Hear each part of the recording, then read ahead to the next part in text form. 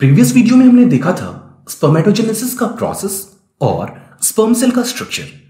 यहां पर हम बात करने वाले हैं एग सेल के फॉर्मेशन के प्रोसेस की, यानी कि oogenesis की। oogenesis का प्रोसेस समझने से पहले एक कॉमन कंफ्यूजन होता है स्टूडेंट्स के बीच, उसे मैं क्लियर कर दूं। देखो, बहुत सारे बच्चे कंफ्यूज्ड होते हैं फॉलिकल्स और oocytes के बीच, यानी कि प्राइमरी फॉलिकल्स क्या है, प्राइमरी oocytes क्या है, या फिर सेकेंडरी फॉलिकल क्या है और सेकेंडरी oocyte क्या है। तो इसे क्लियर कर देता हूं मैं। देखो, फॉलिकल का मतलब क्या है, अंदर में यहां पर oocyte होगा और कुछ सेल्स इसे सराउंड कर रहे होंगे। ये जो पूरा ग्रुप होगा सेल का, इसे हम फॉलिकल कहेंगे। सेकेंडरी फॉलिकल में भी यहां पर देखो oocyte है और कुछ सेल्स इसे सराउंड कर रहे हैं। ये जो पूरा ग्रुप है सेल्स का, ये कहलाता है फॉलिकल।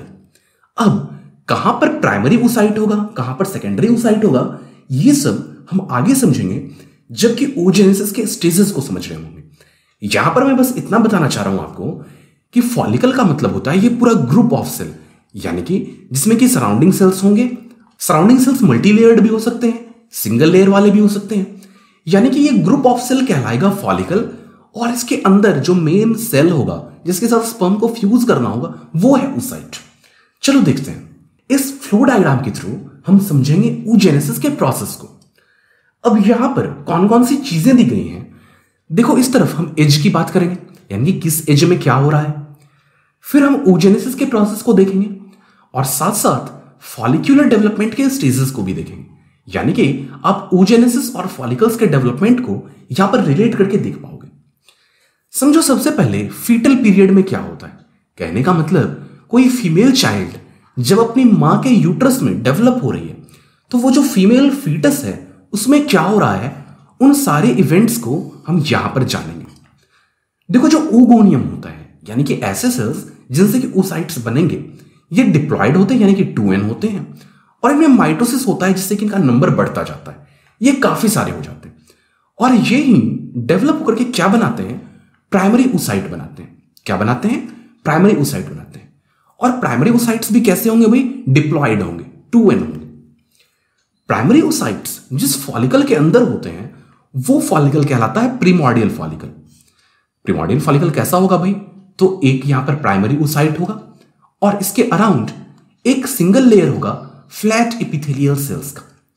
तो ये क्या बन जाएगा भाई? प्रीमॉर्डियल फॉलिकल। प्रीमॉर्डियल फॉलिकल के अंदर जो प्राइमरी oocyte है, अब इसके अंदर मियोसिस शुरू होगा, यानी कि मियोसिस फर्स्ट शुरू हुआ है। और मियोसिस का जो पहला स्टेज होता है, यानी कि प्रोफेज फर्स्ट, वो यहां पर स्टार्ट हो चुका है। प्रोफेज फर्स्ट का जो डिप्लोटिन स्टेज है, डिप्लोटिन स्टेज से ये आगे नहीं बढ़ पाएगा। यहां पर मियोसिस रुक जाएगा, हॉल्ट हो जाएगा, पॉज हो जाएगा, और हम कहेंगे कि ये जो प्राइमरी oocyte है ये अरेस्ट हो चुका है। कहां पर अरेस्ट हो चुका है? डिप्लोटिन स्टेज में, या फिर कह लो प्रोफेज फर्स्ट में, या फिर कह लो मियोसिस फर्स्ट में। तो यहां पर इसका जो मियोसिस वाला डिवीजन था वो रुक चुका है, हॉल्ट हो चुका है। अब देखो, इस बच्चे का जन्म हो गया। बच्चे का जन्म हुआ तो इसके ओवरी में क्या मौजूद है भाई? बहुत सारे प्रीमॉर्डियल फॉलिकल्स मौजूद हैं।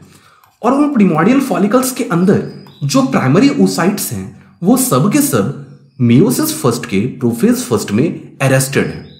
अब जब तक ये बच्ची अपने चाइल्डहुड वाले स्टेज में रहेगी तब तक कुछ भी नहीं होगा, सब कुछ ऐसा ही रहेगा। बट जैसे ही प्यूबर्टी का एज आया, यानी कि 12 से 15 साल के बीच का जो एज है, जैसे ही प्यूबर्टी का एज आया, मेंस्ट्रुअल साइकिल शुरू होता है। वो क्यों शुरू होता है? बिकॉज फॉलिकल्स डेवलप करने लग जाते हैं ओवरी के अंदर। हर मंथ चलता है ये, और कब तक चलता है? जब तक कि मेंस्ट्रुअल साइकिल रुक ना जाए, यानी कि मेनोपॉज तक चलता है। प्यूबर्टी से मेनोपॉज तक हर मंथ ये साइकिल चलता रहता है। इस मेंस्ट्रुअल साइकिल को हम लोग नेक्स्ट वीडियो में भी समझेंगे बहुत डिटेल में, लेकिन मेंस्ट्रुअल साइकिल का जो डिटेल्ड वीडियो है उसे समझने से पहले ये लेक्चर काफी इंपॉर्टेंट है, इसलिए आप यहां बहुत ध्यान से सुनो। तो मैं क्या कह रहा था कि जब प्यूबर्टी के एज में कोई भी फीमेल चाइल्ड पहुंचती है तो उसके ओवरी में अचानक से डेवलपमेंट शुरू होता है फॉलिकल्स का। और जो प्रीमॉर्डियल फॉलिकल्स थे वो कन्वर्ट हो जाते हैं किसमें? प्राइमरी फॉलिकल में। किसमें कन्वर्ट हो जाते हैं? प्राइमरी फॉलिकल में। क्या फर्क होता है प्राइमरी और प्रीमॉर्डियल फॉलिकल्स के बीच? तो देखो, जो प्राइमरी फॉलिकल है और जो प्रीमॉर्डियल फॉलिकल है, दोनों के अंदर जो oocyte है वो प्राइमरी oocyte है, प्राइमरी ओसाइट है। लेकिन यहां जो प्राइमरी फॉलिकल है ना, देखो इसके स्ट्रक्चर को बनाता हूं।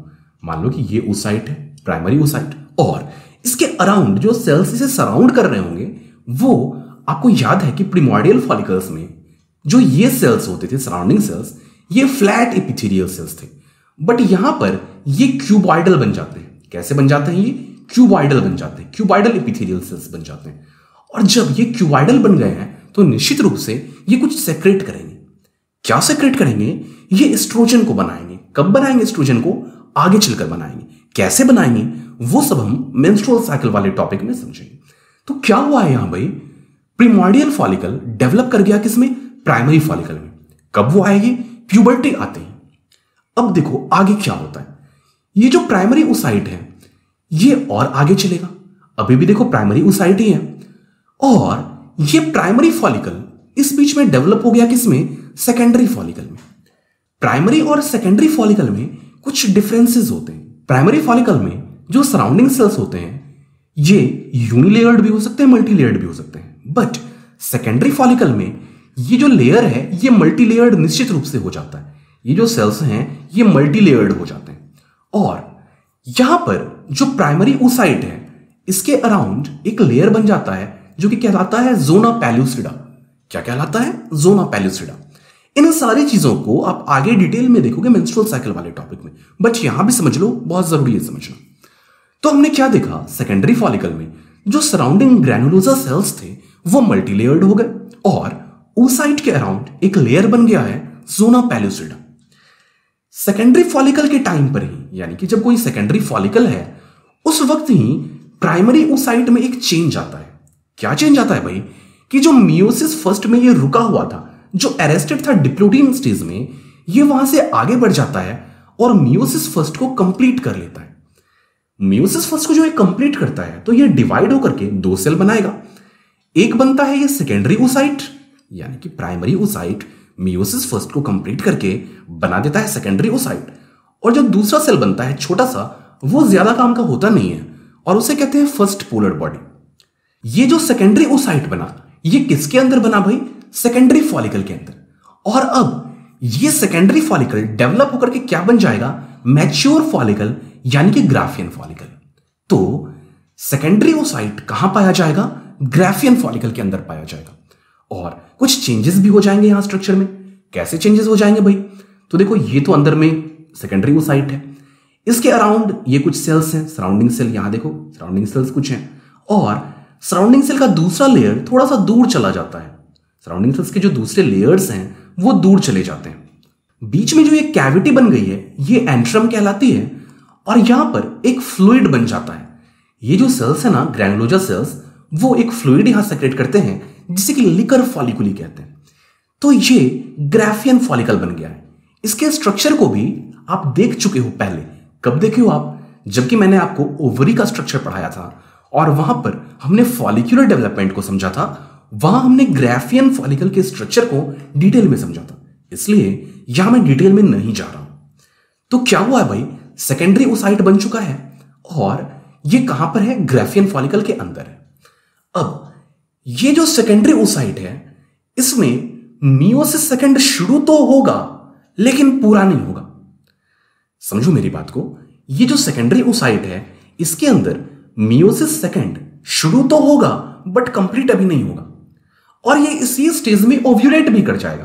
कहने का मतलब ये जो ग्राफियन फॉलिकल रप्चर करेगा और ये सेकेंडरी ओसाइट यहां से भागकर फैलोपियन ट्यूब के अंदर चला जाएगा, वो इसी स्टेज में रहेगा। किस स्टेज में? सेकेंडरी ओसाइट के स्टेज में। और इसमें मियोसिस सेकंड शुरू हुआ रहेगा बट खत्म नहीं हुआ रहेगा। अब यहां पर मियोसिस सेकंड पूरा कब होगा? जबकि इसका फर्टिलाइजेशन होगा। जैसे ही स्पर्म सेल डिफरेंट लेयर्स को भेजता हुआ टच होगा एग सेल के प्लाज्मा मेम्ब्रेन के साथ, ठीक वैसे ही बहुत जल्दी से मियोसिस सेकंड कंप्लीट हो जाएगा। मियोसिस सेकंड कंप्लीट होगा और फर्टिलाइजेशन पूरा हो जाएगा। फर्टिलाइजेशन पूरा होकर के यहां पर जो मैच्योर्ड ओवम है इसमें स्पर्म सेल का न्यूक्लियस जा चुका है, तो फाइनली ये क्या बनेगा? जायगोट बनेगा। बट ये oogenesis के प्रोसेस का हिस्सा नहीं है। हम यहां तक समझेंगे। कहां तक समझेंगे भाई? कि सबसे पहले ओगोनियम था, वो बनाया प्राइमरी ओसाइट। प्राइमरी ओसाइट आगे चलकर मियोसिस फर्स्ट को पूरा कर लेता है और बनाता है सेकेंडरी oocyte। सेकेंडरी oocyte के ही स्टेज में ये ओव्यूलेट होता है, फैलोपियन ट्यूब में जाता है, और फैलोपियन ट्यूब में अगर स्पर्म सेल मिल गया, इसे फर्टिलाइज कर दिया, तो वहां पर इसका मियोसिस सेकेंड पूरा होता है। और हाँ भाई, हमने जो देखा था पहले फर्स्ट पोलर बॉडी को, जो कि प्राइमरी oocyte में जबकि मियोसिस फर्स्ट कंप्लीट हुआ था तो ये बना था, ये ज्यादा काम का नहीं होता है। या तो ये यहीं पर डिजनरेट कर जाएगा या फिर इसमें फिर से मियोसिस सेकेंड भी हो जाएगा, दो और पोलर बॉडीज बन जाएंगी। और वैसे ही जबकि स्पर्म सेल इस सेकेंडरी oocyte के साथ टच होगा और यहां पर मियोसिस सेकेंड पूरा होगा, तो दो सेल तो बनेंगे ही ना भाई, सेल डिवीजन हो रहा है, दो सेल तो बनेंगे। तो एक तो बन गया ये वाला हिस्सा जो कि हमारे काम का है, जिसके साथ स्पर्म फ्यूज किया है और जाइगोट बनाएगा, और जो दूसरा हिस्सा है वो यहां पर सेकेंड पोलर बॉडी कहलाता है। और ये सब काम के होते नहीं है, डिजेनरेट कर जाते हैं। इस तरीके से आपने देखा कि कैसे जो oogoनियम है वो अलग अलग एज में, यानी कि फीटल पीरियड में और प्यूबर्टी के बाद अलग अलग स्टेजेस से गुजरते हुए oocyte के अलग अलग स्टेजेस में आते हैं। और फाइनली हमने क्या देखा कि कैसे जाइगोट बन जाता है। ये जाइगोट बनने का प्रोसेस oogenesis के प्रोसेस का हिस्सा नहीं है, इसे तो हम देखेंगे कब, जबकि हम फर्टिलाइजेशन का प्रोसेस पढ़ेंगे।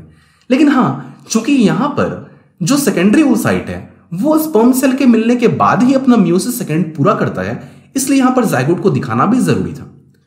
और आपने इस प्रोसेस के साथ यानी कि oogenesis के साथ फॉलिकल्स के डेवलपमेंट को भी रिलेट करके देख लिया। तो अब आपको कंफ्यूजन नहीं होना चाहिए एग सेल में और फॉलिकल्स में। आई होप आपको ये सारा कुछ बहुत अच्छे से समझ में आ गया होगा। जो हार्मोनल कंट्रोल है oogenesis के प्रोसेस का, उसे हम यहां नहीं समझेंगे, क्योंकि मेंस्ट्रुअल साइकिल को पढ़ते वक्त हार्मोनल कंट्रोल बहुत ज्यादा डिटेल में बताया जाएगा आपको, तो वहां उसे आप बहुत अच्छे से समझ जाओगे। चलो देखते हैं ह्यूमन एग का जो स्ट्रक्चर होता है वो कैसा होता है। तो देखो, ये है एग सेल और इसका जो प्लाज्मा मेम्ब्रेन है वो कहलाता है वाइचेलाइन मेम्ब्रेन। वाइचेलाइन मेम्ब्रेन के अराउंड एक लेयर होता है जिसे कि जोना पेलोसिडा कहते हैं। और ये लेयर कौन बनाता है, तो आसपास के जो सराउंडिंग वाले सेल्स होते हैं, फॉलिक्यूलर सेल्स, वो बनाते हैं इस लेयर को। फॉलिक्यूलर सेल्स जो होते हैं उनका ये लेयर जो नजदीक वाला होता है ये कहलाता है कोरोना रेडिएटा, जो कि आपने ग्राफियन फॉलिकल के स्ट्रक्चर में भी देखा था। हमने देखा था कि ग्राफियन फॉलिकल में इस लेयर के बाद फ्लूइड होती है और फ्लूइड के बाहर फिर एक लेयर होती है ग्रैनुलोसा सेल्स की। तो यहां ये जो लेयर है जो कि पूरे कंटिन्यू होता है इसके अराउंड, इसे सराउंड करता है, ये कहलाता है कोरोना रेडिएटा। ये जो हिस्सा है इसे जर्मिनल वेसिकल कहते हैं और यही क्या है, न्यूक्लियस है। एग सेल का जो साइटोप्लाज्म होता है उसका जो बाहरी हिस्सा होता है ये थोड़ा सा पतला होता है, थिन होता है, इसे एग कॉर्टेक्स या फिर एक्सोप्लाज्म कहा जाता है। और जो ये थोड़ा डेंस वाला हिस्सा होता है इसे ooप्लाज्म कहा जाता है। ooप्लाज्म में ही न्यूक्लियस होता है, सारे के सारे ऑर्गेनल्स पाए जाते हैं और बहुत थोड़ा सा यॉक पाया जाता है। यानी कि यॉक के दृष्टिकोण से अगर देखें तो ये माइक्रोलेसिथल एग है। माइक्रोलेसिथल क्या होता है थोड़ी देर में बताता हूं आपको। यहां पर यॉक काफी कम पाया जाता है ह्यूमन एग सेल में। चलो अब यॉक के दृष्टिकोण से देखते हैं कि अलग अलग ऑर्गेनिजम्स के जो एग होते हैं उनको हम कैसे कैसे कैटेगरीज में बांट सकते हैं। तो यहां आपके पास 6 कैटेगरीज हैं एग्स की। जो फर्स्ट 3 कैटेगरीज हैं इनमें हम यॉक के अमाउंट के बेसिस पर क्लासिफाई करते हैं, यानी कि ये यॉक के अमाउंट के बेसिस पर है ये क्लासिफिकेशन। और जो दूसरा क्लासिफिकेशन है, ये 3 कैटेगरीज जो है बाद की, यहां पर यॉक के लोकेशन की बात होती है, या फिर आप कह लो कि यॉक का जो डिस्ट्रीब्यूशन होता है उसकी बात होती है। तो देखते हैं कि अमाउंट और डिस्ट्रीब्यूशन के बेसिस पर कौन से टाइप्स होते हैं। जहां पर यॉक बहुत थोड़ा सा होगा, जहां पर यॉक बहुत थोड़ा सा होगा वैसा एक कहलाएगा माइक्रोलेसिथल एग। जहां पर यॉक थोड़ा सा ज्यादा होगा उसे मीजोलेसिथल कहेंगे। और जहां पर बहुत ज्यादा अमाउंट होगा यॉक का वो एक कहलाएगा मैक्रोलेसिथल एग। और डिस्ट्रीब्यूशन के अकॉर्डिंग अगर देखें तो अगर जो यॉक है, यहां पर येलो कलर से दिखाया गया है यॉक को, तो जो यॉक है वो पूरे सेल में इवनली डिस्ट्रीब्यूटेड है, तो ऐसा एक कहलाएगा आइसोलेसिथल। एग्जांपल है इसका अर्चिन। दूसरा जो टाइप है, यहां पर जो यॉक है वो सेंटर में मौजूद है, ऐसा एक कहलाएगा सेंट्रोलेसिथल एग। और ऐसा एक होता है इंसेक्ट्स के पास। और जो तीसरी कैटेगरी है, यहां पर जो यॉक है ये किसी एक साइड में आ जाता है, ये देखो एक साइड में आ गया है यॉक, ऐसा एग कहलाता है टीलोलेसिथल एग। और ये होता है किसमें, बर्ड्स में। एग्स को हम लोग दो और कैटेगरीज में बांट सकते हैं, क्लीडोइक एग और नॉन क्लीडोइक एग। देखो, क्लीडोइक एग वैसे एग्स होते हैं जिनके अराउंड शेल पाया जाता है। जैसे कि आप बर्ड के एग को देखो, उसके अराउंड शेल पाया जाता है, तो ऐसा एग क्लीडोइक एग कहलाता है। और जिन एग्स के अराउंड शेल नहीं पाया जाता है वो एग्स नॉन क्लीडोइक एग्स कहलाते हैं। तो ये कुछ टाइप्स थे एग्स के। इस वीडियो में हमने सबसे पहले oogenesis के प्रोसेस को समझा, फिर oogenesis के प्रोसेस को फॉलिक्यूलर डेवलपमेंट के साथ रिलेट करके देखा। उसके बाद हमने ह्यूमन एग के स्ट्रक्चर को जाना और फिर अलग अलग बेसिस पर एग के डिफरेंट टाइप्स जो होते हैं अलग अलग ऑर्गेनिजम्स में, उन्हें जाना। आई होप आपको बातें समझ में आई होंगी। अगर यहां कोई कंफ्यूजन है तो कमेंट्स में मुझसे जरूर पूछना। Thank you.